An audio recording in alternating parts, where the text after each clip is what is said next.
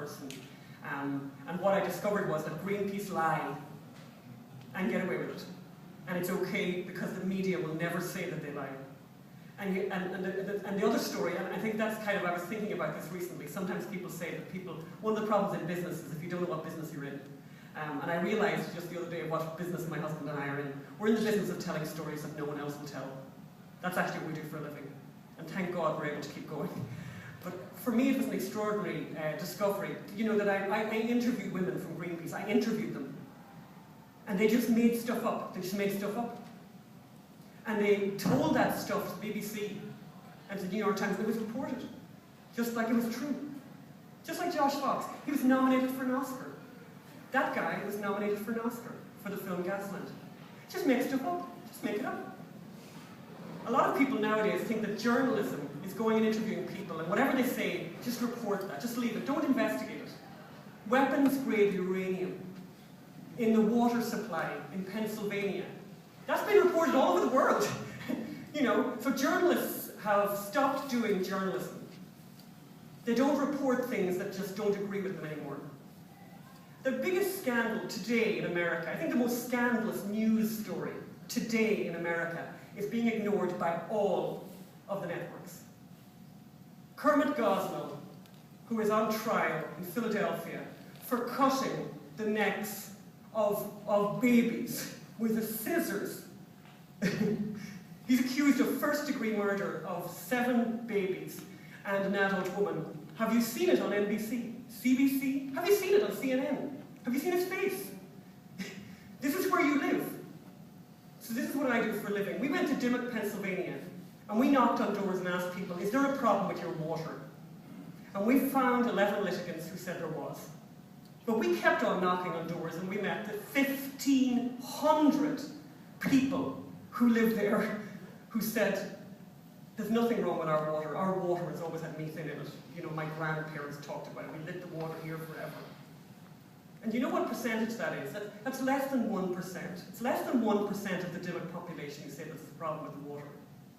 So we made a film for the 99% of people whose story isn't being told. There are people in Pennsylvania today, right now, who are not allowed to exploit the resources under their feet because of a lie. And the really awful thing that's going on is the collusion of the media with the lie, and the laziness of the media, and their irresponsibility. I became a journalist, you know, quite in my, you know, recently. You know, I used to be a high school teacher, and I'm a journalist for about 10 years now. And it's great. It's a great job. Anyone who ever thinks of doing it, I just think it's a great job, particularly if you're nosy. You know, because you get to ask people questions. How much money do you earn? You know, where'd that car come from? You know, whatever. You know, so you can ask people questions, and it's a great privilege, because you're the person who goes out to try to find a story for the people who, you know, who are at home, who can't go to all these places. And imagine the disservice you do when you go there and you don't tell the truth.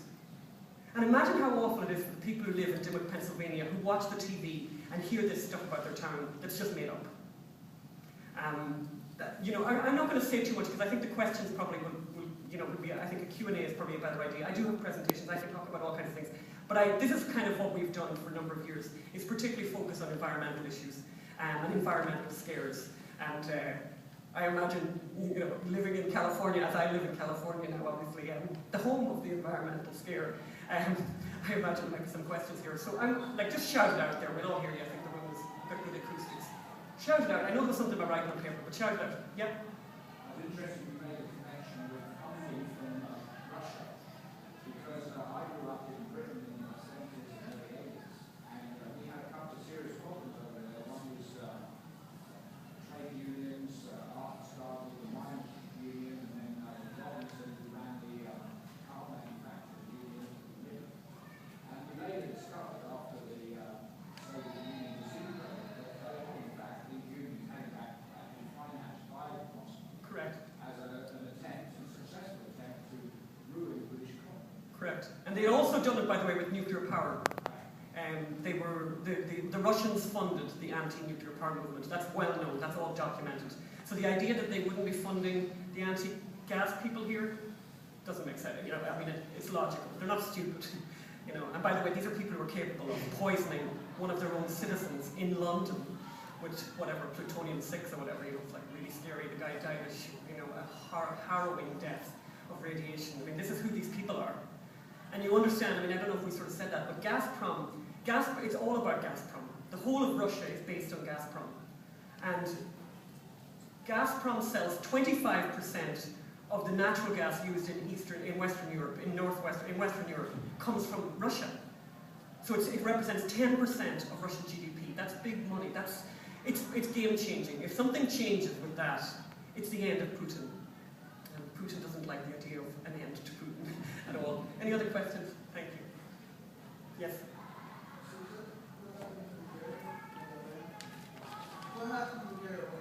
They watch Gasland. You know, they watch Gasland. And it's really, really sad. The same, by the way, story is happening in Ireland. The island of Ireland is 32 counties. 6 of them are occupied by whatever way you want to think about it. And the most depressed county in the whole of Ireland is a place called Leitrim, where I jokingly say to people the only thing they ever produced there was depression and alcoholism, which they produce in vast quantities. And in that place, there is a shale deposit, an amazing shale deposit with absolutely amazing opportunity. They're not developing it. They're not developing it, and they're not developing it. And our newspaper of record, the Irish Times, which is our New York Times, they had an editorial by the editor writing, "Everyone must watch Gasland." So that's what's informing them. Yeah? What about you at the back? Shout out. When you did your documentary, Not Evil, Just Wrong, can you talk about what the British High Court was involved in? Talk a little bit about that. Yeah. The British High Court, I mean, a parent in Britain took a case against the Department of Education in Britain to stop them showing an inconvenient truth in high schools in Britain, because he said it's not science, it's politics, and there's some law against that. You know, that you need to have a label on, you know, things or whatever in education. And they actually won the case, in the sense that the High Court, first of all, identified 9 significant errors in the film that were factually inaccurate. And also the judge said that the film wasn't science, that it was politics. And that children always, if it was used in a school, it needs to be introduced as such. By the way, that story was never reported in the United States of America. Not a funny thing. So imagine, you had a vice president of the United States who made a documentary that won a load of Oscars, and then, you know, had a high court, the British High Court, I mean, very serious court in the land, decided that it had 9 significant errors and that needed to be described as politics, not science, and then you just don't report it here. So people reading the newspapers here never knew that happened. Funny enough. Yes, did you have help? I'm sorry. Shale a little bit, and yes. maybe reducing regulations so that we can exploit that? Yeah, you have this amazing opportunity here in California. Like you said, you know, like the luckiest state that ever was. You know, I mean, like just amazing. So you have a Monterey shale. You have this amazing shale. It's huge. It's absolutely huge. It's bigger than North Dakota. It's bigger than the Bakken. And I don't know if you know anything about North Dakota. In North Dakota, they have a shale called the Bakken Shale. They're making so much money they don't know what to do with it. They're producing huge amounts of oil. You have a bigger opportunity here in the Monterey Shale. But you obviously have a very, very highly populated group of environmentalists who want to make sure that that never happens. However, I think what's going to happen is that Jerry Brown is so excited about the money that he's almost beside himself. We're talking about $20–30 billion in revenue to the state just from the taxes. So I don't know what's going to happen. I mean, what I can say about the Monterey Shale, it's an amazing, amazing reserve, huge reserve of oil that's just sitting there in a part of the country, in a part of California, desperate for jobs, very near Bakersfield, very near, you know, really, it's like a gift. I mean, there's one super weird thing I think about that. It's like, if you look where the shale is, I mean, I'm not very religious, but I think it's pretty weird. It's in a lot of very depressed places. In Pennsylvania, it's in a very depressed place. North Dakota was doing really badly. So, yeah, that lady there.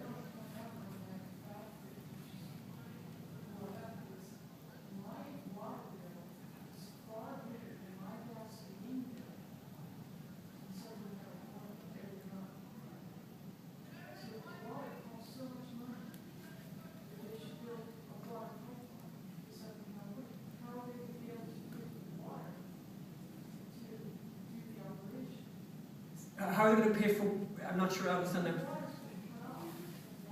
Oh, in the Central Valley?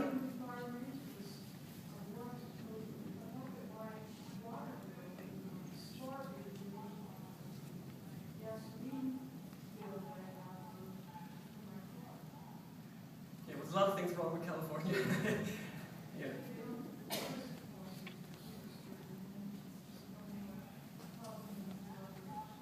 Yeah. Any other questions? Yes, this might be. Well, I think first of all, just comment on her comment, I can take probably that $30 billion to actually build a pipeline. But my question is, this is John Fox, I can't remember the first name. Josh Fox. Any parts of the U.S. you think that he's not going to go to, or is he going where stuff on? Or is he going to focus more on, like, obviously, like Monterey, sort of? In his next film? Yeah. Where's he going, where's he not going? Well, his new film, Gasland 2, is coming out now in April, on the 21st. It's going to be featured, it's going to be at the Tribeca Film Festival. He's been everywhere. We know that he's been in Arkansas. I don't know if he's been here in California, but he's been traveling the country, and he also has screenings all over the country. He has a lot of money, and he's very well funded. This lady here first. So my question is, what do we do to get the word out? I mean, the journalists, you do, but the New York Times, nobody will report what the reality is and get Josh Fox as the whole media behind him. And how do we go about educating people? And every time I see like Greenpeace people in front of a grocery store, I go nuts. All I can do not to just say, you are so. I have to say my behaviour with people from Greenpeace is pretty pathetic, actually. I mean, I just completely lose it. I mean, I'm not a good example for how to deal with these people. I end up in shouting matches in Santa Monica all the time. What can you do? I mean, there's lots of things you can do. I mean, you can change the world by being on Twitter and tweeting about it and attacking people who are writing nonsense, like Yoko Ono, who has 2 million Twitter followers and who thinks this isn't a good idea. Katy Perry from Santa Barbara. You know how many Twitter followers she has? 33 million Twitter followers, and she thinks that fracking is a bad idea. Lady Gaga has 13 million Twitter followers. She thinks that fracking is a bad idea. You could tweet and tell her that she's full of nonsense. You could also tweet to Josh Fox. You could do things like write to the local newspaper if they write nonsense. I mean, we are changing the world already. I mean, our film was bought by Mark Cuban, and it was featured on Access TV. 40 million homes across America saw the film. So, the world is changing. I don't know how many of you were big fans of Andrew Breitbart, who's a great friend of mine.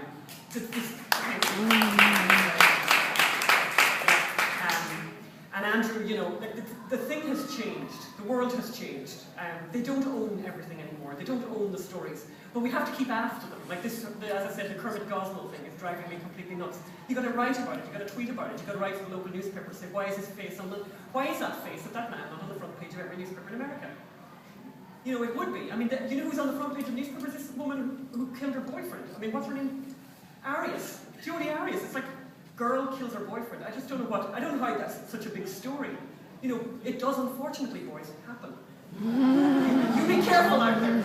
These women, these empowered women, seriously. Watch out. So a load of hands went up there. Yeah. Yeah, okay, we start in the front, yeah.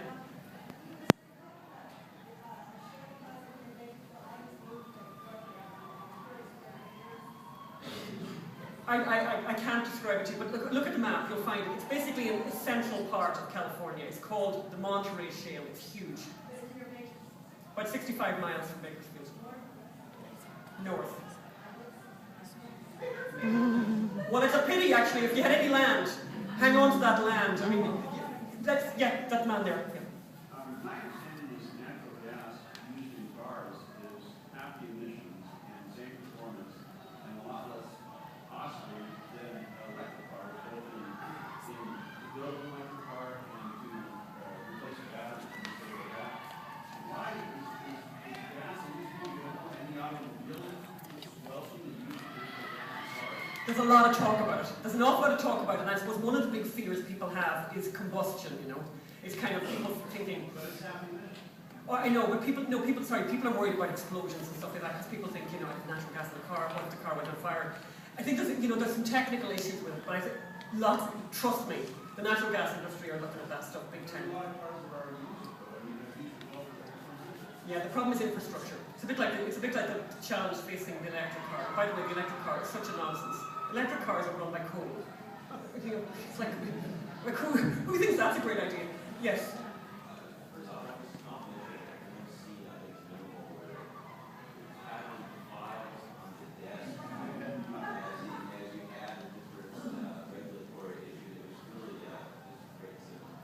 Oh, thank you.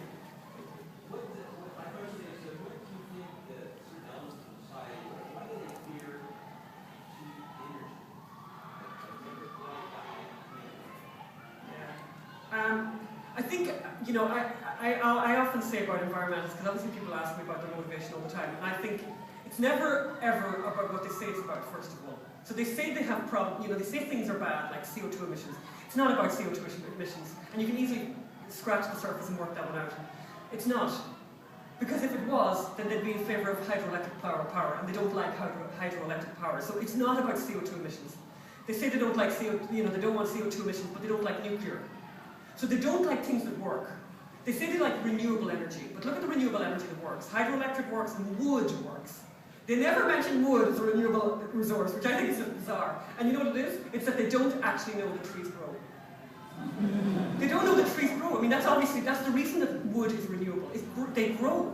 And they have this whole thing. So wood works and hydro works. They're the ones that really work in terms of renewable. They don't like those. It's not about pollution. They say they don't like pollution. Shut up, is what I feel like saying to them. Because what about rare earths? Rare earth isn't rare. A lot of you kind of know this. It's not rare at all. It's here. And by the way, there's loads of rare earth in California. Why aren't we mining it here in California? Who knows the answer to that? Why aren't we mining it here in California? Sorry? No. It's hugely toxic. It's like this major drama if you want to mine it. And they did mine at one point. There was mining that went on for rare earth here in California. There was an accident, and there was radiation or whatever. And so it's not about the things they say it's about. And I actually think what it's about is, it's anti-American. It's very anti-American. It's very anti-progress. And you know, all of you guys, anyone who lives in California knows these environmentalists. They have romantic ideas about back to nature. There's this romance about back to nature, and a romance about the past, and about the simple life. The simple life is crap. Like, the simple life is obnoxious. It's obnoxious. And the past is obnoxious. No one would go there if you had a possibility of time travel. It was terrible the way people lived.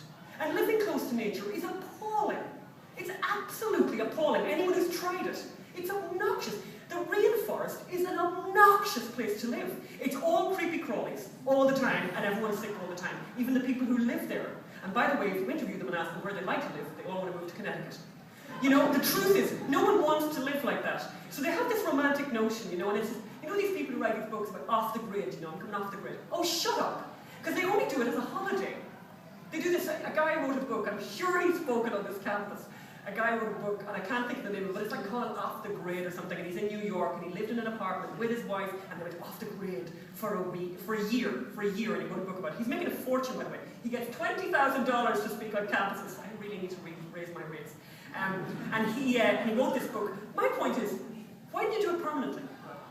If it's a good idea, do it, you know? And guess what he did, even for the year? He had holidays from it. He had little times when he didn't have to do it, and I'm thinking, oh God, come on, you know? So they have romantic notions, but it's very anti-American. I mean, if you care about the environment, you should be anti-communist. Right. All of the worst pollution in the world is by the communists, and I saw that myself in Romania. The mine that changed my life, this one in Russia, Montana, in Transylvania, which of course I used to think was a fictional place. It's not, there's a place called Transylvania, and by the way, Dracula lived there. And I used to think, you know, I had these romantic notions about environmentalists, but so mining in that place went on for 2,000 years, because there's a load of gold there. So 2,000 years of mining, and the most recent mining that went on there was done by the communists, who have a complete disregard for the environment. And so there was a complete disaster in terms of pollution. But Greenpeace had no issue with that. The Sierra Club don't have an issue with communist pollution. So again, it's never ever what they say it is. I'm very impressed with people who have a belief in something. I'm actually, you know, I'm not very religious myself, but I'm always very impressed with people who believe in something and really follow through on it. Even if it's something it's not for me, you know, like organic or vegan or whatever. I think great, you know, I have to eat from all the food groups, mostly all the bad ones, but you know, I couldn't do that. But I just think, you've become a vegan, well, good for you, you know, great. Wow, God, that's so much discipline, you know, or I'm going to run a marathon, or I found Jesus and I'm giving away half my money. What I really am unimpressed with is people who say there's something and then they're not. So most environmentalists I meet, they're just hypocrites. They're completely hypocritical. They're writing protest letters on their Apple computers about mining. And they're that stupid that they don't know that everything that is in that apple was mined. Everything was dug out of the ground. Everything, their bicycle, their composting thing was dug out of the ground with an explosion somewhere. You know, there was an actual aggressive act against nature, you know. And they have this thing about natural and natural, this natural and natural thing. My vote in my life is, oh, please, God, give me the most unnatural life I could have. Please. Please. Oh, we'd all be dead. We'd all be gone. Only these young ones would be left. The rest of us would be anyone over 35, good luck, you know. Sure, we're not meant to be alive at all. My father had a hip replacement at 92. I think that's great. I just think that's great. Is it natural? Nah. Was it organic? Nah. And by the way, do you know what is organic and natural and local? Is oil. In this place, I mean, I just was recently in Santa Barbara. It's hysterical. You walk on the beach in Santa Barbara and you know what you get on your feet. And it's so hard to get it off. These big globs of oil. It's not pollution. It's not pollution. That's nature. And there's so much of it that's not being taken out of the ground that it just seeps up into the sand. Unbelievable. I'm not at all passionate about these issues. That guy there, the stripes first. Are there any groups that are using legal or political means to open up or create access to these deposits? I would say, I don't know the answer to that. I would presume, by the way, anyone who owns land there is like, you know, because I don't know, this is something I love telling American audiences, because a lot of Americans don't seem to know this, and I think it's amazing. Do you know that this is the only country on the planet Earth where an individual can own mineral rights? You guys probably know this. I just find it amazing. I didn't know that. So everywhere else, it's the government or the Queen or the King or whatever. So for example, in Ireland, if they did develop the shale, the farmers who own the land would get some access, whatever, but they wouldn't, the real money, you know, they don't own it. So in this country, it's different. You own what's under the land. And one of the interesting things to always look out for, if you hear somebody saying, in Pennsylvania particularly, I object to this, you know, I object to this, ask them have they land, and if they're really angry and they have land, the next question is ask them did they sever their mineral rights. You'll find 100% of the time they did, and they're really angry, and I would be really, really angry. Oh God, I'd be so angry. I'd be bitter and twisted, basically, for the rest of my life. You're looking at your neighbours who paid $5,000 an acre for those mineral rights. And these people, do you know how it works? People get a check. They get a check every month. I've met people who got a check for $40,000 a month. It's beautiful. And you know how happy those people are? Big smiles up here. Really happy. Yes? I just want to commend you. The way you're presenting this, especially in the beginning, is so good. Because too often, we don't talk about the benefits of this. I mean, you're talking about poor people in Lake Sugar, you're talking about poor people in rural counties that may own some land that everyone else thought was, and I think that's such a great way to frame it, because the other side always claims to represent the poor, the downtrodden, and so forth, and in reality, progress and capitalism is what really grows things, and energy fuels that. And I just want to commend you for doing such an amazing way to frame it. Well, thank you. I mean, I basically say that in places like North Dakota and places, you know, where this is really developed, and in Texas, it's also about hairdressers. That's what I say. This is about hairdressers.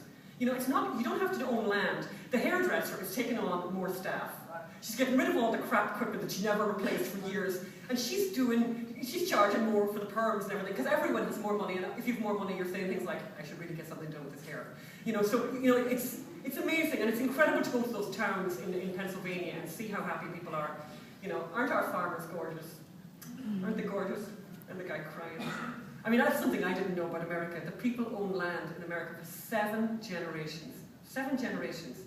That man, you know, the one who leans on the you know, he said 7 generations, and his forebears cleared the land. They cleared that land.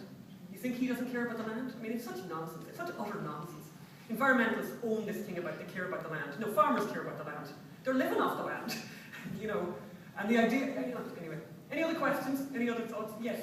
I just spent the last 15 years in Central Valley, the last 8 here, pastoring a country church in Australia. And we've gone through, as some of you know, a horrible drought up there. And one of the reasons milk is so expensive is because they've had to shut down so many of the areas that they're drinking water. Years ago, they cut our water back 50 to 5%. Because the Delta smelt. And I was listening 2 years ago, I was listening to a radio program from San Francisco, and they had an environmental lady up there who apparently had very strong academic credentials, and she was promoting the farmers, making a big fuss about cutting water because they were taking, and the commentator made a comment about, well, we're concerned about the farmers in Central Valley.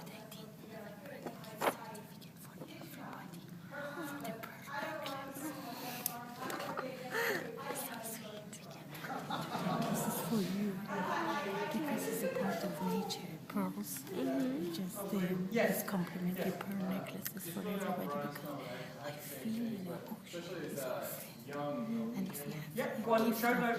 Especially as a this young is for college you, student, thank you're often you, you often can on hand top of it. I policy. can give it out. Oh, These kind thank of you. arguments are stacked against this presumption Do that you you haven't proved natural gas is pure, we can do all that stuff. So my question is, where is the struggle now and where is it going? Like where can positive victories be won in the natural gas realm? Like where do we go as young people who want to get into politics and people who are voting and stuff like that? I think this fight here in California is going to be huge. It's going to be massive. Can we win? Oh, I think so. And I think the reason you can win is I'd love to know, and I don't know. And this is and you should, if you're interested in politics, this is the political question that will be really, really significant in this state over the next many years. I would love to know how many landowners there are, how many people own the land and own those mineral rights, because that's a powerful coalition of people. And by the way, those people, they're not one color or the other. They're not Democrats or Republicans. They're just people. And you'll find those people having very strong feelings about that. But also, I mean, as I said, Jerry Brown is going to be interesting on this. I think this is a huge story, and I think people should be involved. And people should go. There are town hall meetings going on all over the place about this. There are protests going on in Culver City in Los Angeles with people. As we went up to one of the protests in Culver City, and they had all these signs: no shale, no fracking, or whatever. And as we said, oh God, those signs are made out of plastic. Where'd the oil come from? Without sounding, really disrespectful, but I shall go for it anyway. I mean, people are super stupid. And almost the most stupid people are the ones who come out of college, I'm afraid to say. Because it's almost like the unlearned common sense. Patagonia, the company Patagonia, did an anti-fracking protest in Denver. Do you know what fleece is made from? Fleece is made from oil. That's what fleece is made from. And then the question is as well, how do you transport the fleece from here to there? That's a global company. They sell stuff all over the world. And the other company, by the way, who had a protest against fracking in Denver, just for those of you who drink beer, like me, Fat Tire, which I really loved, and I've had my last Fat Tire ever. I put a big protest on my Facebook page. They also, New Belgian Brewery, were anti-fracking. And I'm thinking, who do they think buys the beer? Who has that kind of money? Because do you know how much money people earn? By the way, young people do this right now, because you need to finish your education, right?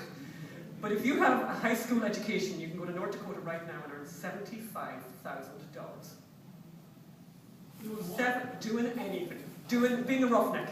Not being qualified. You can get more than that, by the way, if you are more if you're a guy, a young guy who's worked in the oil and gas business and have developed some skills, you'll get more than that.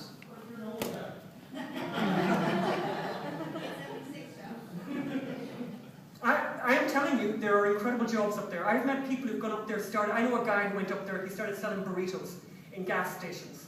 And he is unbelievable. You should go there. Yes, the lady behind you. I'm from North Dakota. Oh, look, where are you from? I'm from Dickinson, North Dakota. I've been in Dickinson. And I moved out here 5 years ago. Just to let you know, I sold my house and I moved out here for $68,000. I went back home last fall. It's now on the market for $30,000. Oh, no. So, I mean, there's net gains. There's definite positives. Like my son just graduated from college, got a job, he's now in, he's got a business degree, but he's got his making $70,000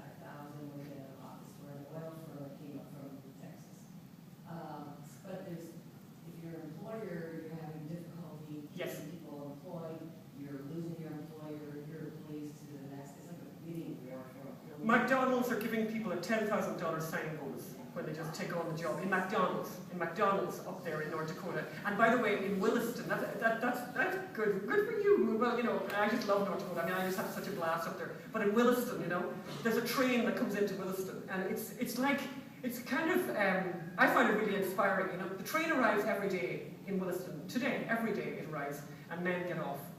Mostly men. Men get off from all over the country. They've just arrived with a bag on their back, and they walk up the town. And it's beautiful. I just think it's beautiful. The biggest challenge is accommodation. Finding somewhere to live is a big, big problem. And people, and you know, there's a guy at church, I don't know where it was now, I don't know if it's Williston, I don't know if it's Dickinson or Minot, but it was a church, and this is, you know, sometimes a church, I think, get the wrong side of loads of things. But the pastor in one of the churches up there, he opened the church and said people can come and sleep here at night. And a lot of workers went and stayed there. And I just thought, that's what churches should do a bit more of, you know. But it's very exciting. I would recommend anyone to go and visit. It's just brilliant. Bring your own accommodation. Yeah. I am from Iran. As you know, the Persian and Iran and oil and all these matters going on. We escaped from Iran 50 years ago, my husband and I and children. Oil became religion, oil became politics, and all the corruption and everything going on and on and on. It is criminal regime in Iran because of oil. And my question is, how much corruption we can have after developing all this oil, and also it affect the price of the oil to become lower and be less dependent to countries that they are corrupt, they are criminal, and they are using oil or atomic, whatever they talk about it, unfortunately, against us, Americans. And they all are, you know, truth about it. But we want to know how much this matter, tracking, can really affect everybody's life. I hope there is no corruption happens. I hope there is no politics as much like Iran or other countries or Russia has, because we live, I personally lived through that. I was a school teacher in Iran. We had to escape by bus from Iran to Turkey.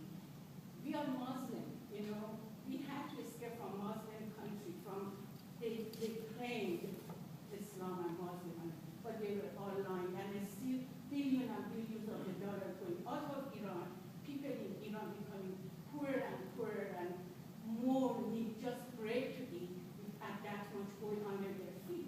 So we have to defend, if there is an oil here, even 1 centimeter, 1 inch, we have to fight for it, we have to earn it, we have to get it, because that makes the life better and better. And we have to answer the corruption. No corruption in America. We don't need corruption in America, because all over the world is corruption already. Yeah, you're never, thank you very much for that.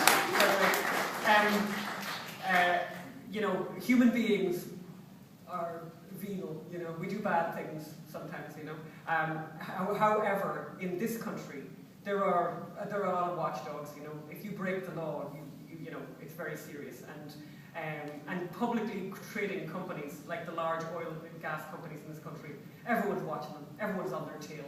Journalists are constantly watching them, environmentalists are watching them, everyone's after them. So, you know, it definitely cuts down on the possibility of corruption, and I don't think there's as much corruption as some people suggest.